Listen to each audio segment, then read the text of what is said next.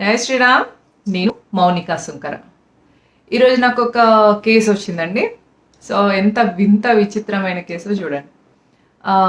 Hindu parents, ఇద్దరు అబ్బాయిలు ఒక అమ్మాయి, అమ్మాయికి సంబంధాలు చూస్తున్నారు అనమాట. సో అమ్మాయికి సంబంధాలు చూస్తుంటే ఏ సంబంధాన్ని కూడా ఆమె యాక్సెప్ట్ చేస్తలేదట, అన్నిటిని రిజెక్ట్ చేస్తుందట. సో మరి బాగా పెళ్లి చేద్దామని డిసైడ్ అయినాక వీళ్ళు ఎందుకు, ఈ అమ్మాయి ఎందుకు రిజెక్ట్ చేస్తుంది, ఎవరినైనా ప్రేమించడా అని అడిగినాడు. అంటే ఎవరిని ప్రేమించలేదని చెప్పిందట.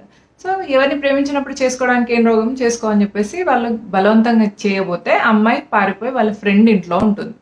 సో ఇప్పుడు వాళ్ళ ఫ్రెండ్ ఇంట్లో ఉన్నప్పుడు వీళ్ళు మిస్సింగ్ కేసు ఫైల్ చేసిన తర్వాత పోలీస్ వెళ్ళేసి అమ్మాయిని తీసుకొచ్చిందట. తీసుకొచ్చి కోర్టులో సబ్మిట్ చేస్తే తెలిసిన వెరైటీ విషయం ఏంది అక్కడ అంటే, ఈమె వెళ్ళి ఎవరింట్లో అయితే ఉందో ఆ అమ్మాయి పేరు అఫ్రీన్ బేగం. అఫ్రీన్ బేగం ఇన్ఫ్లుయెన్స్తో సోనీ కుమారి ఇస్లాంని స్వీకరించింది. ఇక్కడ ఎలాంటి లవ్వు లేదు, కొవ్వు లేదు, జస్ట్ ఫ్రెండ్ ఇన్ఫ్లుయెన్స్తోని రిలీజియన్కి కూడా కన్వర్ట్ అయిపోతున్న హిందూ అమ్మాయిలు.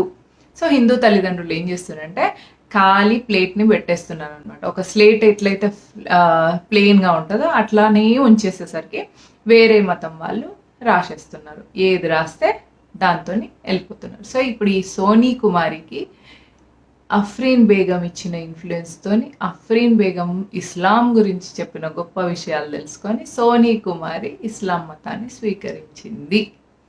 హిందూ తల్లిదండ్రులారా, మీ అమ్మాయిలను లవ్ జిహాద్ పేరు మీద అబ్బాయిలు మతం మార్చడమే కాకుండా ఆడపిల్లలు కూడా మీ అమ్మాయిలని టార్గెట్ చేస్తున్నారు. సో ఇప్పుడు నెక్స్ట్ అఫ్రీన్ బేగము ఎవరన్నా రామ్ ప్రసాద్, శ్యామ్ ప్రసాద్ని కూడా లవ్ చేసి మతం మార్చవచ్చు. సోనీ కుమారిని ఎట్లయితే ఫ్రెండ్ని ఇన్ఫ్లుయెన్స్ చేసి మతం మార్చేసిందో అట్లా. So your kids are in a dangerous mode. Hindu parents, please understand the threat.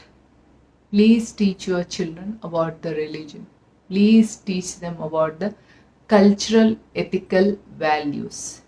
మన ఎపిక్స్, రామాయణం గురించి నేర్పించండి, మహాభారతం గురించి నేర్పించండి.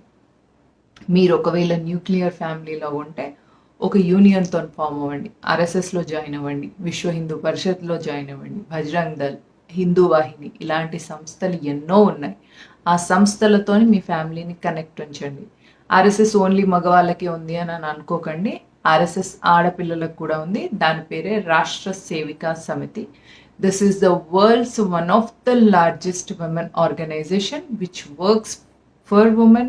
It's worked by the women and it works for Bharata Mata, and it is purely, its motto is purely safeguarding this civilization. So మీ పిల్లల్ని, అమ్మాయిలైతే రాష్ట్ర సేవికా సమితిలో జాయిన్ చేయండి, అబ్బాయిలైతే రాష్ట్రీయ స్వయం సేవక్ సంఘ్లో వేయండి. Save your kids. జై